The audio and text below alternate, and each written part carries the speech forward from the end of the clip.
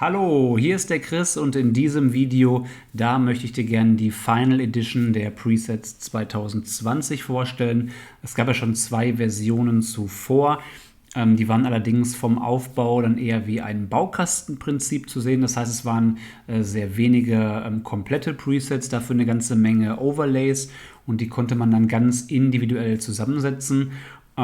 Das fanden wir persönlich sehr, sehr cool, aber viele von euch waren nicht ganz so erfreut darüber und fanden es doch schöner, wie es auch in den Paketen zuvor war. Also eine Menge, sag ich mal, fertige Presets. Und diesen Wunsch sind wir jetzt nun nachgekommen und haben noch mal einiges ergänzt und noch mal etwas hier und da verfeinert. Es gibt dennoch hier unten noch mal einige Overlays, die wir finden, die sehr wichtig sind. Aber wer bereits das Paket zum Beispiel aus 2018, 17 oder 19 auch hatte, der wird jetzt hier auf viel vertrautere Presets zurückgreifen können, die allesamt weiterentwickelt sind.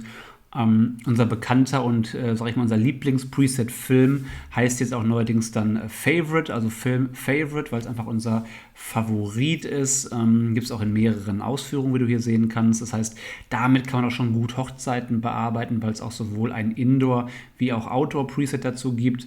Dann haben wir natürlich Schwarz-Weiß-Presets dabei, dann den bekannten Daylight in der neuen Ausführung, der war schon im Paket 2018 dabei, also für Tageslichtproblematiken, wie zum Beispiel sehr starkes Sonnenlicht auf Grün, wo einfach sonst das Bild vielleicht sonst viel zu grell und aggressiv erscheint, gibt es hier einen wunderschönen Preset.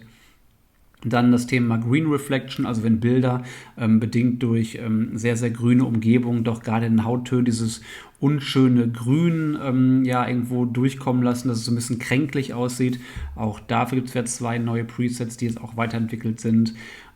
Das Thema Home Story ist nach wie vor drin geblieben, etwas anders jetzt hier in der Benennung, also im Vergleich zu den Version 1 und Version 2 Presets. Dann haben wir jetzt hier neuerdings nochmal einen speziellen Boho-Look, weil das Thema Boho ja auch nach wie vor angesagt ist. Ist dann etwas anders von einer Auslegung wie unsere Film-Presets, aber auch in die gleiche Richtung gehend. Dann haben wir jetzt hier nochmal den Vintage-Preset nochmal neu aufgelegt in der Version 2020. Und dann noch mal ein bisschen was, ja, ein bisschen Spielerei, und zwar 3 Analog-Looks für eher eine braune Richtung, dunkle und grünlichere Einfärbung. Und nochmal, weil es viele mal so mochten, unseren Golden Sun Preset nochmal in der neuen Version. Und ihr seht oder du siehst, es sind immer wieder mehrere Abwandlungen dabei. Das heißt beispielsweise Skin Boost heißt immer, dass einfach nochmal die Hautfarben im Wesentlichen nochmal ein bisschen mehr Druck bekommen. Aber gibt es auch noch mal ein paar Dinge wie hier Indoor, ist klar, das ist dann quasi für Aufnahmen, die irgendwo innen stattgefunden haben.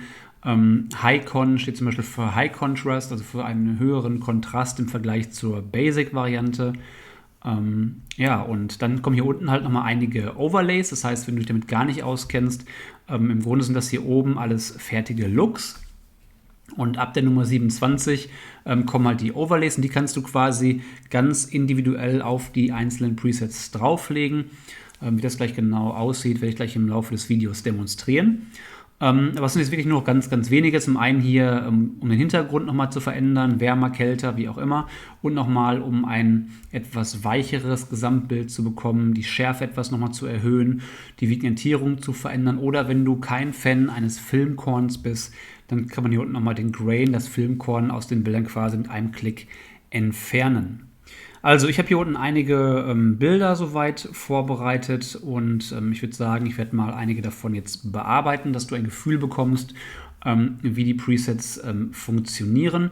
Wenn du schon die Versionen davor haben solltest, dann hat sich jetzt was ganz, ganz Wesentliches verändert, und wenn du zum ersten Mal unsere Presets jetzt nutzt, dann ist es auch sehr spannend. Und zwar, das klingt jetzt ein bisschen abgehoben, aber die ganzen Presets, die basieren im Grunde jetzt auf einer künstlichen Intelligenz. Klingt total verrückt, aber es ist so, dass wenn ich jetzt zum Beispiel hier oben so ein Preset mal anwähle, dann werden jetzt hier automatisch Lichter, Tiefen, Weißwerte und die Belichtung gesetzt. Das heißt, das macht Lightroom jetzt vollautomatisch aufgrund des Bildinhaltes. Und diese ganzen Werte, die ja, kommen durch die KI, durch die künstliche Intelligenz, die Adobe da implementiert hat. Und das sorgt dafür, dass das Bild schon mal in der Grundeinstellung eine, sage ich mal, ordentliche Abstimmung erhält. Das heißt, diese Werte sind auch hier bei jedem Bild immer etwas anders. Hast du zum Beispiel das Bild extrem überbelichtet oder unterbelichtet, wird es auf jeden Fall hierdurch wieder sehr, sehr gut korrigiert. Trotzdem muss man hier und da mal die Belichtung etwas nochmal anpassen oder nach Geschmack auch vielleicht mal ein bisschen Lichter und Tiefen, aber grundsätzlich entsteht ja der eigentliche Bildlook auch erst hier unten im Bereich HSL oder Teiltonung oder Gradationskurve. Und hier oben ist ja nur eine Basiskorrektur, die dann dafür sorgt, dass eigentlich der eigentliche Farblook, der später folgt, ja nochmal deutlich besser passt. Und auch wenn die Kameramodelle jetzt, sage ich mal, schwanken, das hier oben passt jetzt eigentlich jedes Bild immer so gut an, dass man in der Regel nur noch die Belichtung vielleicht minimal korrigieren muss und natürlich den Weißabgleich. Aber das ist auf jeden Fall, wie ich finde, ein sehr großer Fortschritt. Und soweit ich das weiß, wird auch diese künstliche Intelligenz hier auch nach wie vor weiterentwickelt von Adobe. Der Traum wäre natürlich, wenn man sagen kann, ich sag mal, Belichtungsintelligenz basierend auf Gesichtsinhalte. Sprich, jetzt wird das gesamte Bild analysiert und daraus, sage ich mal, einen Querschnitt errechnet. Aber cooler wäre es ja, wenn das Gesicht erkannt werden würde und auf der Basis die Belichtung korrigiert wird. Das geht noch nicht, aber generell ist auch diese Art der, sage ich mal, automatischen Grundeinstellungskorrektur schon sehr, sehr cool. Und darauf beruhen auch jetzt alle neuen Presets. Okay. Hier oben ist übrigens ein Reset All Preset, der ist nichts anderes als das gleiche wie auch hier unten der Zurücksetzen-Button. Das heißt, da werden alle Einstellungen auf Grundeinstellung zurückgesetzt. Das heißt, das ist alles wieder komplett bei Null. Dann muss man nicht immer hier mit der Maus hier runter scrollen, sondern kann hier direkt mit der Maus irgendwo in dem Bereich bleiben. Okay, also, was sind die Presets? Wir haben hier oben unsere Lieblings-Presets, die Filmreihe. Die sieht zum Beispiel jetzt hier so aus. Das ist die Basic-Variante. Da gibt es einen High Contrast, der ist ein bisschen kontrastreicher. Dann einen mit etwas weniger Farbinformation. Das heißt generell, gerade die Hautfarben werden etwas zurückgenommen. Das kann auch bei verschiedenen Kameramodellen ganz gut sein. Ich weiß zum Beispiel eine 5D Mark III kann hier und da auch ein bisschen satter aussehen. Das heißt, da wäre dann so einer hier auf jeden Fall sehr, sehr gut. Generell gut zu wissen ist, alle Filmlooks hier haben die gleiche Grundcharakteristik. Es sind nur einige elementare Dinge hier, wie jetzt der Kontrast oder auch jetzt die weniger Farben halt etwas abgewandelt. Aber man kann die hier auch in einem Shooting wunderbar kombinieren. Und dann kommt hier einer, der nennt sich Skin Boost. Das heißt, hier ist dann wieder, kann man schön sehen, die Hautfarben jetzt deutlich stärker vertreten. Das heißt, bei dem Bild ist es gar nicht nötig. Aber wenn du eine Kamera hast oder ein Bild hast, wo einfach die Hautfarben trotz richtigen Weißabgleichs etwas, sag ich mal, lasch wirken, kannst du hier mit einem Klick sofort wieder mehr Leuchtkraft in den Hautfarben hinzutun. Dann kommen hier zwei Indoor-Varianten davon, einmal Standard, einmal mit etwas mehr Hautfarbe. Du kannst schon sehen, der Indoor gegenüber dem Basic hat hier eine etwas andere Auslegung. Das heißt, gerade für die Problematiken, die indoor stattfinden, vielleicht so ein bisschen, sag ich mal, gelb, ein Schuss von Kunstlicht oder nochmal andere Parameter sind hier etwas angepasst. Also sollte generell bei Indoor deutlich besser passen. Genauso gut ist hier ein Rauschfilter direkt angewendet. Das heißt, gerade höhere ISO-Werte werden dadurch etwas, sag ich mal, reduziert. Und somit ist der hier sehr gut für Getting-Ready-Bilder bei der Hochzeit geeignet oder auch bei Partybildern. So, dann kommen zwei Schwarz-Weiß-Looks, das heißt einmal in der Basic-Version und einmal in Flat, wo das Schwarz einfach etwas matter, etwas flauer erscheint. Dann kommen unsere Daylight-Presets, da habe ich ja vorhin schon kurz erwähnt. Die sind eigentlich dafür gemacht, wenn du Bilder hast, die wirklich bei knalligem Sonnenschein auf einer grünen Wiese entstehen, dann wirken oft Grüntöne sehr, sehr ausgewaschen. Und hier wird alles etwas wieder zurückgeholt. Ich kann mal den Vergleich zwischen Basic zeigen und zwischen Daylight. Da ist gerade das Grün etwas dunkler, etwas, sag ich mal, satter. Und das sorgt dafür, dass Bilder bei sehr hartem Lichteinfall doch deutlich besser wirken sollten. Auch hier gibt es eine Skin Boost Variante mit noch mehr Hautfarben-Sättigung. Und dann kommen zwei spannende Presets zum Thema Green Reflection. Das heißt, wenn du Bilder hast, die einfach durch die Umgebung bedingt eine grüne Reflexion zurückschmeißen, so dass Gesichter etwas kränklich aussehen, da ist der hier hervorragend für geeignet. Dann kommen unsere Home Story Presets, die sehen jetzt hier etwas, sag ich mal, verwaschen aus. Es soll auch so, weil gerade in so, sag ich mal, schummrigen Wohnzimmern, wo auch ein bisschen Kunstlicht vielleicht dabei ist, ist das eine, wie ich finde, sehr, sehr schöne, stimmige Abstimmung. Und es gibt auch dazu nochmal eine Kombination aus High Contrast und Skin Boost. Das sieht dann quasi so aus. Und ja, dann kommen die Boho-Looks. Die sehen nochmal etwas, sag ich mal, erdiger aus und noch ein bisschen entsättigter aus, was zum Thema Boho sehr gut passt. Wenn das Bild aber generell wenig Farbinformationen beinhaltet, dann kann man hier nochmal den Boho 220 Skin Boost dazu nehmen. Dann werden wieder Hautfarben zurückgeholt. Auch hier gibt es nochmal eine Indoor-Variante und Indoor Skin Boost. Dann haben wir unseren Vintage-Look. Der ist nochmal maßgeblich anders im grünen Bereich abgestimmt und hat eher so diesen typischen Vintage-Charakter. Dann haben wir nochmal das Ganze mit Skin Boost. Und jetzt kommen hier 3 wirklich verspielte Geschichten, eher so Richtung braun, dunkel und mehr greeny vom Style her. Das heißt, das ist so ein bisschen Spielerei. Das würde ich echt mal eher machen, vielleicht bei irgendwelchen, sag ich mal, lockereren Fashion-Geschichten oder Einzelporträts. Kann man das mal ausprobieren. Das würden wir im Leben nicht für irgendwelche Hochzeiten anwenden. Das ist ein bisschen Spielerei und ich weiß ja, dass einige Käufer auch ein bisschen mal rumexperimentieren wollen. Und dafür sind die eher gedacht. So, dann kommt auch mal das Thema Golden Sun. Das heißt, ich mache mal einmal auf Zurücksetzen, weil es kann auch mal sein, dass ich manche Sachen irgendwo hier so ein bisschen in die Quere kommen von den Einstellungen. Also Golden Sun ist so ein bisschen insgesamt goldiger vom Grundlook. Gibt es auch nochmal in der High Contrast Version. Und dann kommt nochmal einfach aus ein bisschen Tradition. Den gab es immer schon bei uns in den normalen Preset-Paketen, den Old Film. Und der ist immer so ein bisschen ausgewaschener, verblichener und kann auf dem einen oder anderen Bild mit Sicherheit auch ganz cool aussehen. So, dann kommen verschiedene Overlays und die würde ich dir gleich gerne anhand einiger Beispiele demonstrieren. Deswegen würde ich sagen, gehen wir auch direkt mal zum nächsten Bild. Das hier haben wir mal vor einigen Jahren, ich glaube 2016, in Venedig geshootet. Das war halt ein Style-Shooting, damals noch mit einem Modelpaar. Ich glaube, er war sogar hier der Bachelor anschließend.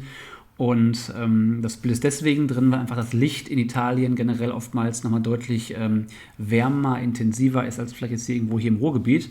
Und da kann man schön sehen, wenn ich jetzt hier meinen Basic-Look drauf packe, dann sieht er schon generell von der Stimmung her sehr cool aus. Ich will jetzt hier noch vielleicht ein bisschen nachregeln von der Belichtung und auf jeden Fall die Farbtemperatur etwas hochsetzen. So, das sieht schon sehr, sehr geil aus. Wenn du jetzt aber sagst, das wäre mir zu satt, dann gibt es zum Beispiel den Less Color Preset, der auf jeden Fall die Farben etwas reduziert. Und damit haben wir auf jeden Fall, ich finde, nochmal einen etwas natürlicheren Eindruck. Und so finde ich es auf jeden Fall viel, viel schöner. Die Taste Y ist eine Vorher-Nachher-Funktion. Dann kann man noch Shift und Tab drücken. Und dann kann man das Ganze vorher-nachher sehen. Und ich finde, das ist ein sehr, sehr stimmiger, toller Look. Hautfarben sehen sehr toll aus und auch so die Hintergründe sind toll ausgearbeitet. Das sieht doch auf jeden Fall sehr cool aus. Taste Y gibt es mal ein Vollbild oder Shift und Tab zurück in die normale Ansicht. Wir können auch hier gerne mal einen Schwarz-Weiß-Look draufhauen oder einen flacheren Schwarz-Weiß-Look. Das sieht alles sehr, sehr cool aus. In dem Fall will ich vielleicht etwas mit der Belichtung zurückrudern, so. Und jetzt mal die ersten Overlays mal kurz mit ins Spiel bringen. Es gibt hier unten zum Beispiel die Vignettierung. Die kann man hier zum Beispiel nochmal etwas stärker mit reinbringen und auch ganz rausnehmen. Und wenn du sagst, du magst kein Filmkorn, was jetzt hier drauf liegt, kann man hier unten auch sagen Grain Off. Und schon sind die ganzen, sag ich mal, Anteile an Filmkorn aus dem Bild entfernt. Gut, dann können wir nochmal kurz eben auf Reset All klicken und dann machen wir vielleicht mal hier unten so ein anderes Preset, zum Beispiel den Boho-Look. Der sieht hier zum Beispiel so aus. Den weiß ich gleich ein bisschen korrigieren. Das sähe dann so aus. Also sehr, sehr erdig, wie ich finde, auch sehr, sehr schick. Könnte vielleicht auch hier noch einen Tacken heller sein. Das ist aber jetzt im Vergleich zu den Film-Favorites auf jeden Fall erstmal reine Geschmackssache. Ansonsten mal hier den Vintage im Vergleich. Der sieht zum Beispiel so aus. Hat auch was, wie ich finde. Da kannst du dich ja völlig nach Lust und Laune austoben. So, hier, das war in Frankfurt. In einer Heide, Gegenlicht, Abendsonne, ganz andere Situation. Und hier will ich zum Beispiel direkt mal ein Preset nehmen mit mehr Kontrast, weil das Bild generell etwas, sag ich mal, schon leicht verwaschener aussieht. Es gab früher immer bei uns einen Backlight-Preset, der ist jetzt mit dem High Contrast nahezu identisch gewesen. Deswegen habe ich keinen weiteren hinzugenommen, weil die beiden sich sonst fast nichts getan haben. Da gehe ich jetzt drauf. Da sieht der One-Click schon eigentlich fast richtig, richtig gut aus. Ich würde vielleicht auf hohem Niveau etwas Rot zurücknehmen und ansonsten vielleicht einen Tacken auffällen. Und ansonsten ist das ein mega starkes Ergebnis. Ich mache mal Taste Y für ein Vorher-Nachher. Und man kann hier sehr schön sehen, wie viel Kontrast da reingekommen ist. Wenn das jetzt hier zu dunkel für dich sein sollte, das ist für mich auch ehrlicherweise ein bisschen, dann kann man doch noch hier etwas die Lichttiefen mal ein bisschen hochziehen. So, vielleicht noch das Ganze etwas heller. Und dann passt es aber auch schon soweit. Ja, wenn du den Randbereich etwas dunkler haben willst, dann kann man auch hier nochmal den Overlay Vignettierung in der stärksten Stufe wählen, so zum Beispiel, oder vielleicht ein bisschen weniger. Sieht noch ein bisschen fokussierter aus, aber das ist eine Geschmackssache. Ansonsten, wenn das hier zu satt sein sollte, auch hier wieder Favorite mit weniger Farbe und schon wäre es etwas entsättigter. Oder halt Skin Boost, mehr Hautfarben. Da kannst du dich, wie schon so oft gesagt, jetzt austoben nach Lust und Laune. Okay, gehen wir mal weiter. Das Bild hier ist zum Beispiel mal ein Bild, was nicht, sag ich mal, so optimal fotografiert ist. Jetzt nicht von den Einstellungen her, sondern von der Ausrichtung. Und zwar, du musst dir vorstellen, es war hier so eine wunderschöne kleine Orangerie. Und hier von der rechten Seite kam Fensterlicht. Und hier auf der linken Seite war nur eine normale weiß verputzte Wand, was schon mal als Reflektor hier ganz gut funktioniert. Aber wir arbeiten halt bei solchen Shootings oder generell immer ohne Reflektoren, ohne Blitzlicht und so weiter. Und was hier das Problem ist, wir haben hier natürlich ein viel dunkleres Gesicht wie hier auf der linken Seite, weil sie guckt ins Licht rein und er kriegt quasi nur die Reflexion, aber die deutlich geringer ist.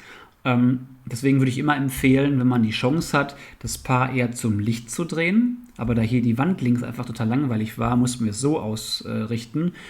Ist aber kein Problem. Du siehst jetzt hier, wenn ich ein Preset anwähle, so, dass es alles ganz toll aussieht, nur er ist etwas zu dunkel, sie etwas zu hell. Und deswegen schon mal ein kleiner Tipp, das kann man nicht mit einem Preset lösen. Ich würde hier immer empfehlen, so ein bisschen nachzupinseln. Das heißt, hier oben ist ja ein Pinselwerkzeug, wo man nochmal selektiv das Bild belichten kann. Wenn hier schon irgendwelche Sachen voreingestellt waren, dann kannst du mit Doppelklick auf Effekte hier quasi alles auf 0 zurückbringen.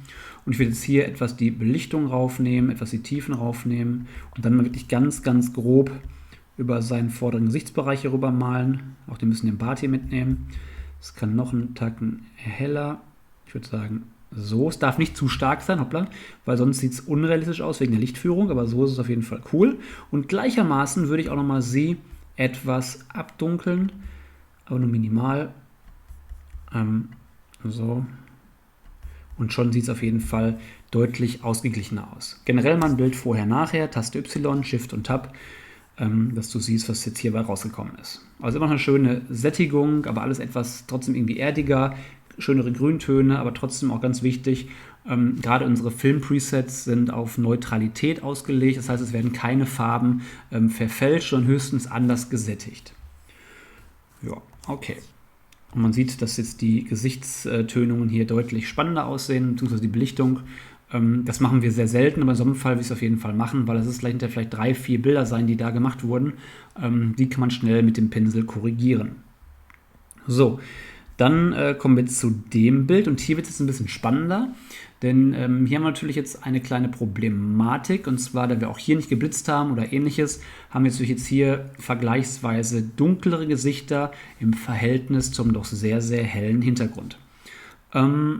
Auch hier mussten wir es so aufbauen, weil das einfach das Gewächshaus so irgendwo mit eingebunden werden sollte. Die andere Richtung sah schlimm aus, deswegen muss es so gemacht werden. Aber gar kein Problem, wenn man weiß, wie man es bearbeiten kann, ist es eigentlich nur ein Klacks. Also auch hier machen wir mal den ganz normalen Favorite Basic Preset drauf. So, und jetzt ist hier die künstliche Intelligenz nicht ganz so intelligent gewesen. Es ist ja alles viel zu dunkel. Das liegt daran, dass hier sehr, sehr viele helle Elemente sind, die auch irgendwie mit berücksichtigt werden. Das heißt, hier muss ich nochmal manuell eben etwas nachbelichten. Und zwar, ich würde sagen, so hell, dass das Pärchen auf jeden Fall hier auch jetzt wirklich vernünftig korrekt erscheint. Und jetzt haben wir natürlich einen sehr, sehr hellen Hintergrund, gerade im Randbereich. Und ich finde, es sieht auch hier deutlich kühler und grünlicher aus als hier in diesem vorderen, eher wärmlicheren Bereich. Und da kommt ein spannender Overlay zum Einsatz. Und zwar, wenn man hier runter scrollt, kommt hier ab der Nummer 27 Overlays für den Background, ja, also für den Hintergrund. Und wir haben jetzt hier, sage ich mal, 6 verschiedene Varianten. Am Ende kannst du horizontal und vertikal sehen. Das heißt immer, welches Bildformat. Das heißt, horizontal ist dann Querformat und vertikal wäre ein Hochformatbild. Und jetzt haben wir natürlich hier das Problem, dass es etwas zu kühl erscheint und auch, wie ich finde, zu hell. Und jetzt siehst du hier ein Overlay, der heißt Background, warm, Vignettierung soll das heißen und horizontal, also Querformatbild. Und da klicke ich jetzt mal drauf und achte, was passiert. 1, 2 und 3 und schon passt alles. Krass, oder? Wenn du schon unser Video zu den Versionen davor kanntest, wirst du sagen, kenne ich schon alles. Wenn du das zum ersten Mal siehst, überrascht sein solltest, ist eine ganz einfache Geschichte. Und zwar hier hinter verbirgt sich der Radialfilter, sprich, das ist dieses Werkzeug hier oben rechts. Und hier ist einfach eine Maske angelegt, die ist jetzt mittig ausgerichtet und die ist so eingestellt, dass alles außerhalb dieser Maske quasi jetzt hier in der Belichtung reduziert ist, in den Lichtern reduziert ist und etwas wärmer voreingestellt ist. Und so bleibt der mittlere Bereich hier ausgespart mit einer sehr weichen Kante und man kriegt das Gefühl, dass der Hintergrund jetzt natürlich dann deutlich wärmer geworden ist, aber das Perchniforn davon isoliert bleibt. Also man kann ihn vorher-nachher einblenden, ne? Vorher, nachher. Und das funktioniert bei vielen, vielen Bildern richtig, richtig gut. Ich habe gleich noch ein anderes Beispiel dafür, wo du es nochmal sehen kannst. So, vorher-nachher nochmal einblenden. Auch hier diese aggressiven, bunten Gräser sind jetzt deutlich schöner geworden vom Farblook her. Das Kontrastverhältnis des gesamten Bildes ist deutlich stimmiger geworden und auch die Farben sind absolut neutral geblieben. Das ist auf jeden Fall uns ganz, ganz wichtig. Okay, dann gehen wir mal zum nächsten Bild und hier kann man es auf den zweiten Blick erkennen und zwar hier ist doch eine gewisse Grüntönung zu sehen. Gerade in den Haaren kann man hier sehen, dass sehr viel Gelb-Grün-Anteil drin ist und es gibt noch schlimmere Bilder mit Sicherheit, aber ich habe jetzt keins gefunden, was ich auch zeigen darf. Dementsprechend habe ich das hier gewählt und dafür gibt es natürlich unsere Green Reflection Presets. Ich wähle jetzt mal so eins an hier. So, vielleicht ein bisschen nachbelichten. Auch hier ist das Bild zu dunkel, weil hier sehr viel Licht ist, was auch mit berücksichtigt wird bei der Berechnung. Aber das kann man wunderbar ein bisschen nachreduzieren. So, dann ist jetzt die Sättigung etwas stark bei dem Bild. Wenn das der Fall ist, dann gibt es mehrere Möglichkeiten. Entweder hier so ein bisschen Dynamik wieder runterziehen oder Sättigung ein bisschen runterziehen. Ein bisschen, das reicht völlig aus. Man kann auch ganz runter scrollen in den Bereich Kamerakalibrierung, denn die beiden Regler grün und blau, die Sättigung jeweils, da kann ich hier dafür sorgen, dass ein bisschen mehr Erdigkeit reinkommt und mit dem Regler grün hier mehr Leuchtkraft oder weniger Leuchtkraft. Also hier würde ich eher so ein bisschen reduzieren und schon haben wir eigentlich ein sehr, sehr schönes Ergebnis. Man kann das hier in den Haaren sehen, wie gelb-grün doch die Haare vorher waren und das sieht auf jeden Fall deutlich stimmiger aus. Vielleicht Temperatur noch ein bisschen anheben, es war vielleicht ein bisschen kühl insgesamt. Ich würde sagen, so ist es doch sehr, sehr schön. Ansonsten mal im Vergleich dazu ein Basic Look. Da sieht man schon, es sieht zu grünlich insgesamt aus, deswegen war das mit dem Green Reflection schon sehr, sehr cool.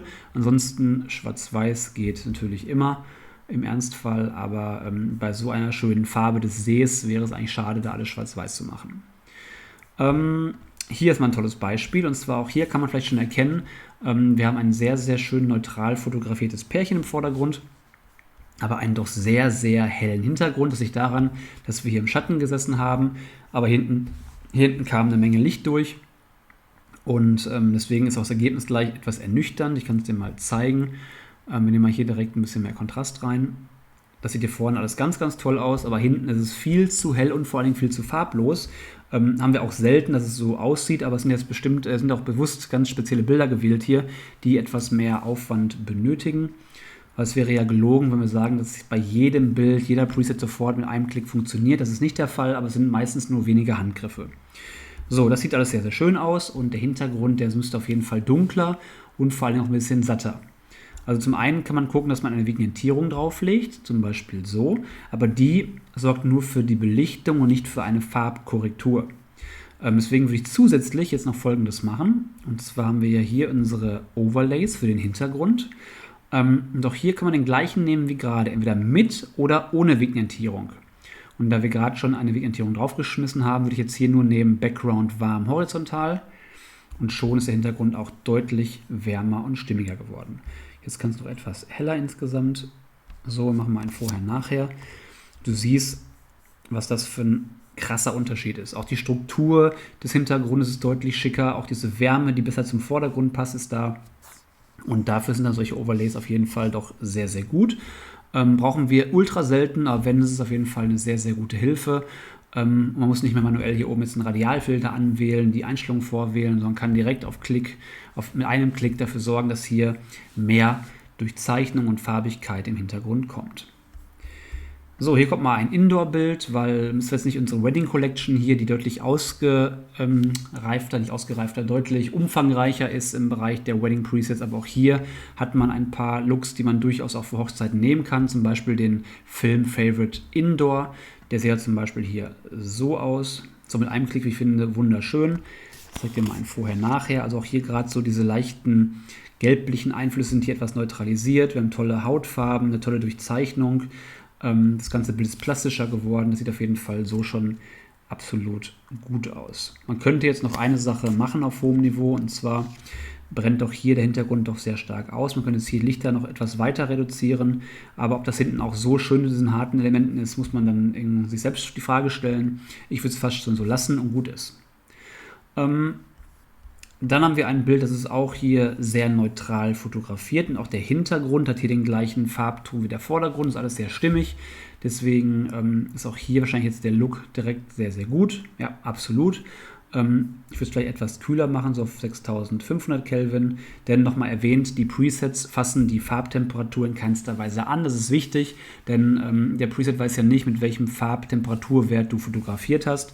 Und wenn der gut war, passt es eigentlich direkt, ansonsten muss es hier oben leicht korrigieren. Wir können auch hier nochmal vielleicht einen anderen Look drauf packen, zum Beispiel Boho. Ist jetzt hier deutlich grünlicher, soll auch etwas grünlicher wirken, weil es so ein bisschen dem entgegenwirkt. Was jetzt der Filmlook macht, das sieht auf jeden Fall auch sehr stimmig aus. Wenn das von den Farben zu lasch ist, dann gibt es hier den Boho Skin Boost, dann kommen wieder hier etwas mehr Hautfarben ins Spiel. Passt auch, wie ich finde, hier nochmal deutlich besser. Machen wir ein Vorher-Nachher. Das sieht doch auf jeden Fall auch sehr, sehr cool aus. Auch diese schönen Lichtflecken, die jetzt schön goldig geworden sind. Also das sieht doch alles sehr, sehr cool aus. So, dann haben wir zum Beispiel hier unten nochmal den Vintage-Look. Der ist deutlich heller in der Durchzeichnung. Hat auch was, wobei auch hier würde ich eher wieder Vintage mit Skin Boost wählen. Hat auch was. Wie gesagt, wir sind eher die Fans immer von dem Look hier, aber damit ein bisschen Vielfalt reinkommt und auch ein paar andere Abstimmungen dir angucken kannst, gibt es jetzt in dieser Version auch hier wieder einige andere Auslegungen. Okay, so jetzt haben wir hier ein tolles Beispiel nochmal für Overlays. Das kennen auch schon die aus dem Video von der ersten Auflage der Presets. Jetzt haben wir hier eine Person, die doch vom Farbton sehr, sehr kalt ist, also eher so ein bisschen ins Grünliche tendierend ist.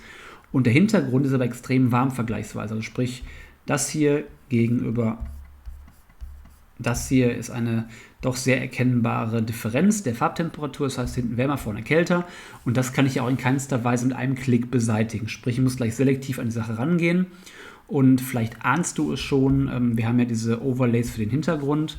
Und es gibt auch einen Hintergrund, der heißt Background Cold, also um es etwas kälter zu gestalten. Denn die Idee ist immer, dass man erstmal die Paare, die Person soweit optimiert und dann für den Rest sorgt. Das heißt, in dem Fall hier würde ich erstmal den Weißabgleich vorweg wählen. Und zwar, hier oben kann man natürlich auch vordefinierte Werte wählen. Ich würde hier sagen Schatten, weil die Braut steht hier vorne im Schatten. Und jetzt sieht es natürlich viel zu warm aus insgesamt. Wenn du aber mal reinzoomst, hier ist eigentlich alles sehr, sehr schön. Auch der Weißwert ist jetzt sehr, sehr schön, aber der Hintergrund, der ist viel zu warm. Aber das ist eine gute Grundvoraussetzung für den Preset, der jetzt folgt. Also auch hier würde ich erstmal jetzt unseren ganz normalen Basic-Look draufschmeißen. Das sieht erstmal so aus. Die Belichtung gleich korrigieren, ungefähr so. Und jetzt muss der zu warme Hintergrund neutralisiert werden und dafür nehme ich den Hintergrund-Preset, also Background-Preset kalt, und zwar horizontal für Querformatbild. Und klack, schon ist das neutralisiert. Jetzt noch ein bisschen die Belichtung optimieren und einen Hauch Rottönung dazu. Und so haben wir schon ein tolles Bild. Mal ein Vorher-Nachher. Ja, also viel, viel stimmiger von vorne wie hinten. Wenn es jetzt generell dir noch zu flau erscheint, das ist ja alles jetzt, sage ich mal, gar kein Problem zu sagen, wir machen jetzt hier noch ein bisschen mehr Belichtung rein oder wir machen hier unten, habe ich ja gerade schon mal gezeigt, unter Kalibrierung mit dem Wert Grün etwas mehr Leuchtkraft in die Hautfarben. Das spielt dann keine Rolle, aber der Hintergrund, hoppla, als auch der Vordergrund sind jetzt deutlich stimmiger als im Original RAW-Bild. Okay, dann gehen wir mal auf das nächste Bild. Das ist auch ganz spannend, denn hier ist es so, dass viele, gerade auf unseren Workshops, die Teilnehmer nicht sofort erkennen, dass der Weißabgleich hier voll daneben ist. Das Bild ist nämlich viel, viel zu kühl. Und wenn ich jetzt hier einen Look drauflege, ich mache direkt mal einen mit ein bisschen Hautdruck dahinter, sieht es halt irgendwie voll lahm aus. Also gerade so die Leuchtkraft fehlt, die Wärme im Bild fehlt, liegt daran, dass der Weißabgleich komplett daneben ist. Um den zu korrigieren, ich mache mal hier einmal auf 0 alles, gibt es mehrere Möglichkeiten. Wer sich auskennt, der geht einfach hin und schiebt hier an den Temperaturen rum. Wer nicht ganz sicher ist, wie er einen richtigen Temperatur- und Tönungston trifft, der kann gerne mal versuchen, hier die verschiedenen Dinger durchzuspielen. Zum Beispiel hier stand die Braut ganz klar im Schatten, also wähle ich hier Schatten an und das sieht schon deutlich besser aus. Also wir sehen hier einen Wert von 7, 5 und 10 und beim Original war es 5, 8 und 6. So, dann gibt es eine Möglichkeit zu sagen mit einer Pipette und wählt hier einen Weißton aus. Und dann sozusagen deutlich drüber. Das ist fast zu vieles Guten. Liegt aber auch daran, dass der Weißwert überall ein bisschen anders ist. Aber auch das ist schon nicht verkehrt als Grundlage für den Preset. So, und dann gehst du hier oben auf zum Beispiel Basic und hast jetzt einen tollen Look. Das geht relativ einfach, wobei es schon fast zu warm ist. Ich würde hier ein bisschen zurückrudern. Ungefähr so. Das sieht auf jeden Fall toll aus. Noch ein bisschen Rottönung rein. Und dann würde ich auf jeden Fall noch eine leichte Vignettierung drauflegen, denn der Randbereich, der lenkt doch etwas zu sehr vom Mittelpunkt ab. Deswegen würde ich hier eine Vignettierung drauflegen, eine leichte, so. Dann sieht es doch wieder viel stimmiger aus. Taste Y, vorher, nachher. Und wir haben ein wunderschönes Ergebnis in tollen Grüntönen, tollen Farben des Straußes, ein sehr neutrales Weiß, tolle Hautfarben, eine tolle Durchzeichnung in den Haaren und genau nach unserem Geschmack. Ja, was machen wir als nächstes? Genau, das Bild hier. Das ist auch ganz spannend. Das ist im Winter entstanden. Ich gucke mal kurz, wann das genau war. Und zwar am 24.11. um 13 Uhr. Also ist nicht die beste Zeit zum Shooten. Es war aber ein Workshop, deswegen ist das dann nicht anders machbar in der Regel. Aber kein Problem, wir waren hier im Schatten gewesen. Es war ein bewölkter Tag, aber es war Schatten. Und der Weißwert ist hier viel zu warm. Das heißt auch hier, ich würde dir generell empfehlen, wenn das Bild schon auf den ersten Blick vom Weißwert nicht ganz passend erscheint, erstmal immer eine Weißwertkorrektur zu machen, weil der anschließende Preset das nicht überschreiben wird. So, ich will jetzt hier auf jeden Fall nochmal gucken, wie es dann aussieht bei Tageslicht. Schon deutlich neutraler, vielleicht einen Tacken zu kühl. Wir können mal gucken, was automatisch macht. Fast ähnlich. Und Schatten ist deutlich zu warm. Mal gucken, was bewölkt macht. Ich würde sagen, Tageslicht sieht eigentlich am stimmigsten aus. Die Tendenz ist vielleicht ein bisschen kühl, das können wir jetzt etwas nachkorrigieren. Ich würde sagen so. Und jetzt packen wir mal ein Preset drauf, auch mal erstmal den Basic. Etwas nachbelichten. Und das sieht auf jeden Fall schon mal soweit ganz cool aus. Aber ich zoome mal ins Gesicht rein. Das ist alles doch sehr, sehr hart und so weiter. Liegt daran, dass wir einfach Winter hatten, kaltes, hartes Mittagslicht. Und in solchen Fällen haben wir hier unten einen Overlay, der nennt sich Soft Look. Wenn ich da draufklicke, ist das schon viel, viel stimmiger. Also nochmal zurück, Soft Look Off und On ist das viel, viel, viel schöner. Und jetzt ist das Ergebnis generell einfach auch homogener in sich. Ich würde vielleicht die Temperatur doch ein bisschen zurücknehmen auf 5, 6 ungefähr, eher so, genau. Und dann haben wir hier eine leicht kippende Linienführung. Ja, und das kann man jetzt hier oben mit dem Drehen so ein bisschen gerade biegen, aber in der Regel ist es einfacher, herunter zu scrollen auf Transformieren. Hier ist der Upright-Modus, am besten auf Auto klicken und schon sind die ganzen Linien begradigt. Coole Sache. So, vorher, nachher kann man hier schön sehen, wir haben ein deutlich schöneres Hautbild, wir haben etwas mehr Neutralität gerade hier in diesen eher schwarz-grau wirkenden Holzlatten. Das Weiß ist hier viel, viel neutraler, hier ist es total so rot-braun, warmstichig, sieht alles viel, viel stimmiger aus und ja, du siehst, wie einfach das funktionieren kann. Übrigens, diesen Soft-Look-Overlay kannst du bei allen Bildern anwenden, wo es einfach zu hart erscheint und damit ist das Bild auf jeden Fall deutlich geschmeidiger. So, hier kommt mal ein Indoor-Bild, das heißt, da können wir auf jeden Fall das Thema Home Story jetzt hier anwählen, ist ja auch ein Home Story-Shooting gewesen. Hier haben wir zum Beispiel jetzt den Home Story Basic, der sieht so aus, du siehst, es wird alles etwas erdiger, ein bisschen schummriger, ein bisschen geschmeidiger. Hier ist mal ein Vorher-Nachher, Taste Y wie gesagt. Also die Farben werden etwas reduziert, es kommt ein leichtes Filmkorn oben drauf, die Hautfarben sind etwas, sag ich mal, erdiger. Wenn das noch nicht so reicht vom Effekt, dann kann man immer sagen, macht eine leichte Vignettierung oben drauf, die mal den Fokus mehr in die Mitte lenkt. Und das sieht auf jeden Fall sehr cool aus. Es gibt alternativ noch einmal Home Story mit mehr Kontrast und mehr Hautfarben. Das wäre mir fast schon zu bunt in dem Fall, deswegen wäre ich hier mit Basic eigentlich sehr gut bedient. So, jetzt nochmal ein Home Story Shooting. Hat zwar sehr viel Tageslichteinfluss, aber trotzdem hatten wir hier oben, glaube ich, mal gucken, schon noch ein paar höhere ISO-Werte, genau 1250er ISO. Heißt, hier ist auch ein leichtes Rauschen drauf. Deswegen sind diese Indoor-Looks auf jeden Fall sehr wichtig. Und da ist auf jeden Fall immer ein Rauschfilter bereits mit integriert. So, auch hier nehmen wir jetzt unseren, wo ist er hin? Home Story Preset. Das sieht schon mal sehr, sehr cool aus. Wenn du sagst, das ist dir zu wenig Leuchtkraft und Kontrast, gibt es hier Home Story High Contrast Skin Boost.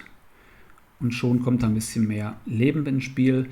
Das ist wie gesagt eine Geschmackssache. Ich würde auch hier eine Vignettierung nochmal etwas verstärkt drauflegen. Gucken, wie Max aussieht. Hoppla, jetzt habe ich die Körnung rausgehauen. Egal. Sieht auf jeden Fall auch sehr, sehr cool aus. Okay.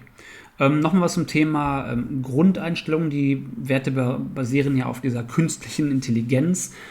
Trotzdem kann man mal hier sagen, ich will mehr Kontrast oder weniger Kontrast haben, ich will mehr Durchzeichnung haben. Das kann man immer noch anpassen, keine Frage. Aber in der Regel sind es hier sehr, sehr gute Grundvoraussetzungen, die eigentlich für einen stimmigen Gesamtbildinhalt sorgen. So, und nochmal Indoor.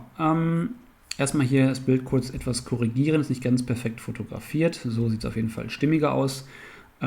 Der Weißwert ist jetzt schon hier tendenziell sehr, sehr warm. Ich lasse es erstmal so. Wir schauen mal, wo wir landen. Home Story Basic draufhauen. Ist ein Tacken dunkel, aber insgesamt sehr gut. Warum dunkel? Weil hier hinten sehr viele Lichtanteile sind, die wieder mit einberechnet werden in diese, sag ich mal, Auswertung hier. Also hier etwas nachregeln, ungefähr so. Vielleicht etwas kühler, wie schon vermutet. Und wenn das jetzt, ich finde es schon geil, wenn es dir dazu wieder wenig Farbe sein sollte. Auch hier wieder Home Story mit mehr Skin Boost und schon kommen da mehr Hautfarben ins Spiel. Das ist eine Geschmackssache. Wie gesagt, kann man gucken, was einem besser gefällt. Hier ist man vorher-nachher. Also mehr Plastizität, mehr Kontraste, aber trotzdem originalgetreue Farben, nur alles etwas knackiger und ansprechender.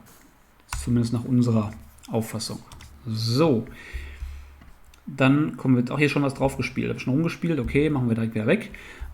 Das Bild ist hier am Abend fotografiert. Taste I kommt die Information. Das war jetzt hier am 5.5. um 7:45 ungefähr. Also schon ein schöner, weiches Licht im Hintergrund. Hier kann man vielleicht den Sundowner sehen. Hier würde ich auf jeden Fall jetzt erstmal einen kontrastreicheren Look draufpacken. Das Bild ist generell sehr, sehr weich insgesamt, was ja auch schön ist. Deswegen würde ich hier mal den High Contrast direkt nehmen. Das sieht so aus. Vielleicht etwas nochmal nachbelichten und auf jeden Fall etwas mehr Temperatur rein. Ungefähr so, dass es ein bisschen goldiger wirkt. Es muss der Weißwert noch irgendwo neutral aussehen. Und das sieht auch absolut fantastisch aus. Wir machen mal ein Vorher-Nachher. Und da kann man schön sehen, wie weich, warm und schön, ich kann mal hier reinzoomen, so ein Ergebnis aussieht. Fast schon zu viel Sättigung sehe ich gerade, aber das kann man natürlich noch ein bisschen zurückrudern. Muss man auch im Ganzen sehen, mit dem Shooting komplett sehen. So, heißt hier doch wieder ein bisschen zurückrudern, ein bisschen Temperatur zurück, weil das Weiß auch tendenziell ein bisschen warm war. Ich würde sagen, jetzt sieht es doch sehr, sehr gut aus. So, das haben wir auch. Wir können mal hier gucken, wie ein Boho-Look aussieht. Mal wieder auf 0 zurück erstmal. Das wäre jetzt hier ein Boho-Look. Auch hier würde ich Tendenz etwas wärmer gehen und vielleicht einen Tacken mehr Tönung rein. Das sieht hier viel zu flau aus, deswegen auf jeden Fall hier mehr Skin Boost. Und jetzt sieht es auf jeden Fall deutlich cooler aus. Machen wir mal ein Vorher-Nachher. Ja. Sieht auf jeden Fall verwaschener aus wie gerade der Film-Look. Ist auch ganz gewollt so, dass es auf jeden Fall sich unterscheidet und etwas mehr so Richtung Boho geht. Genau, dann kann man gucken, wie Vintage aussieht. Sieht ein bisschen wärmer aus. Kann man so einen braunen Look hier drauf packen. Das passt hier nicht so hundertprozentig. Gucken wie Green. Green sieht auch sehr cool aus. So, hat auch was, wie ich finde. Ja. Aber wie gesagt, ich würde empfehlen, das hier eher Spielerei und wirklich spannend sind die Film-Favorites und auch die Boho-Sachen und die Abwandlungen für Daylight und Green Reflection und so weiter. Gehen wir mal weiter zum nächsten Bild. Das ist hier auch eher am Tage fotografiert. Das war um 16:58 Uhr, also kurz vor 5. Jetzt auch schon im Sommer, also auch noch eigentlich eine sehr, sehr frühe Tageszeit. Wir gehen immer im Schatten bei solchen Shootings, haben das Licht hinter den Paaren und haben so immer auch sehr, sehr neutrale Gesichter. Aber hier ist auf jeden Fall der Weißabgleich, kann man jetzt schon schön sehen, viel zu kühl. Deswegen würde ich es jetzt schon im Vorfeld korrigieren. Das mache ich hier ganz simpel, indem ich auf Schatten gehe. Das sieht jetzt auf jeden Fall schon mal sehr gut aus. Preset draufpacken. Etwas heller. Na gut, war doch ein Tacken zu viel. Machen wir eher auf 7000. Ich würde sagen, so sieht es doch schon. Vielleicht auch ein bisschen weniger. So sieht es auf jeden Fall fast schon gut aus, ein bisschen viel Rottönung drin. Ja, ich würde sagen, jetzt wird es sehr stimmig. Machen wir ein Vorher-Nachher. Ja, das sieht doch absolut cool aus. Super. So, und jetzt kann man hier auch Folgendes machen. Wir können mal zurücksetzen machen und nehmen zum Beispiel mal den Golden Sun. So, auch auf 6,5 ungefähr. Das wäre der richtige Weißwert. Ein bisschen Rottönung noch rein. So, hier ist alles ein bisschen goldiger, wenn man es mag. Das ist auch natürlich irgendwo ein Stück weit Geschmackssache.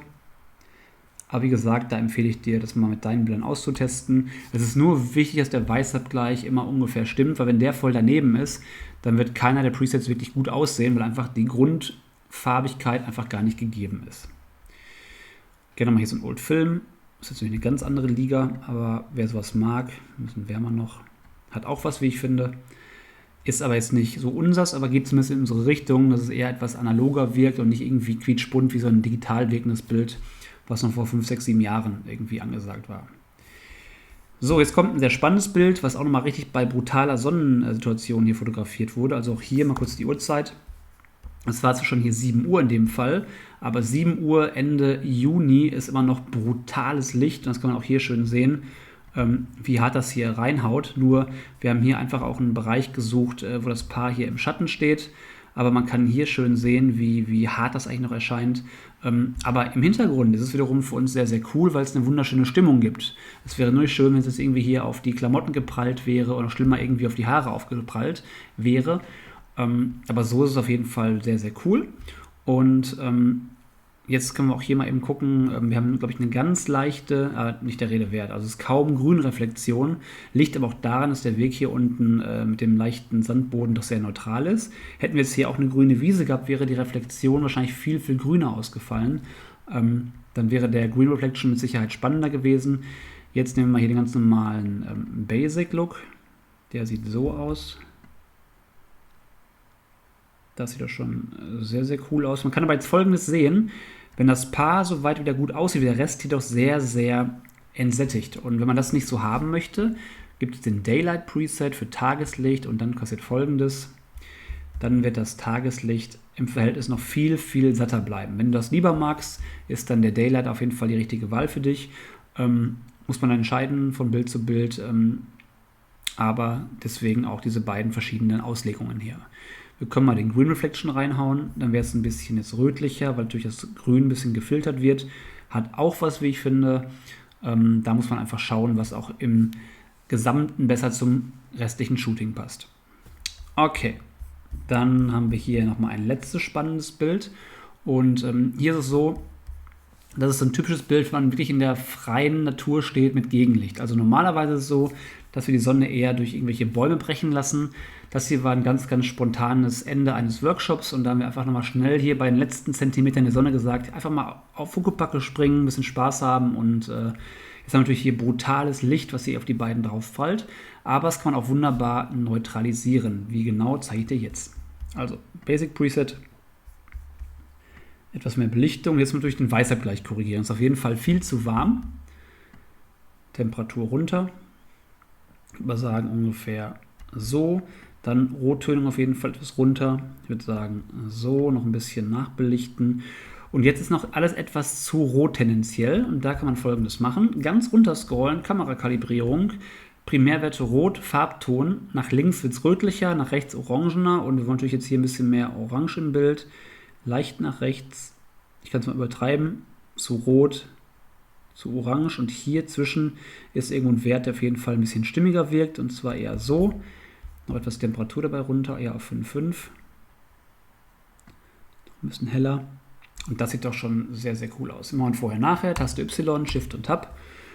Und du siehst, wir haben hier wieder auch Struktur im Boden, wir haben hier wieder einen richtigen Sandboden plötzlich, vernünftige Hautfarben, Tendenz natürlich wärmer, ist aber auch klar, weil hier Sonnenlicht brutal reinknallt, aber wieder ein richtiges Grün hergestellt und so einfach kann das gehen. Man kann jetzt noch etwas den Fokus auf das Paar richten durch eine leichte Vignettierung hier unten. Wir machen es mal eben. So, sieht noch cooler aus, wie ich finde. Aber du siehst, wie einfach man doch, wenn man die Regler kennt und ein bisschen was mit Weißabgleich versteht, das Ganze ordentlich hinbekommt. Dann noch ein kleiner wichtiger Tipp. Ich würde dir immer empfehlen, um auch eine gleichbleibende Qualität zu erreichen, den Referenzbildmodus zu nutzen von Adobe. Das sieht folgendermaßen aus. Ich nehme mal, habe ich irgendwas hier doppelt drin? Genau, hier, gutes Beispiel. Wenn das Bild hier soweit mir gefallen würde und das mein Referenzbild ist, ich blende mal die Presets hier eben aus, kann man hier das Referenzbild öffnen, ist aber auch erst in der neueren Version enthalten. Dann kann ich jetzt hier ein Referenzbild reinpacken. Jetzt kann ich hier gucken, passt das zusammen? Ich würde mal empfehlen, mal ein bisschen reinzoomen. Da auch ein bisschen reinzoomen. Jetzt sehen wir schon hier, das ist schon sehr, sehr ähnlich. Aber hier ist etwas zu viel Rottönung drin, gerade in dem blauen Hemd. Also hier etwas Rottönung leicht raus. Noch ein bisschen raus. So, sieht schon besser aus. Und wenn das soweit grob passt, dann mal gucken, ob die Kontraste passen. Hier kann auch vielleicht ein bisschen mehr Kontrast rein. So. Und insgesamt ist ein sehr stimmiges Bild. Und dann kann man quasi von Bild zu Bild arbeiten und dafür sorgen, dass man sich immer an dem orientiert und dadurch einfach eine gleichbleibendere Belichtung, Farbtemperatur etc. bekommt. Okay, habe ich irgendwas vergessen zu erzählen? Ich glaube nicht.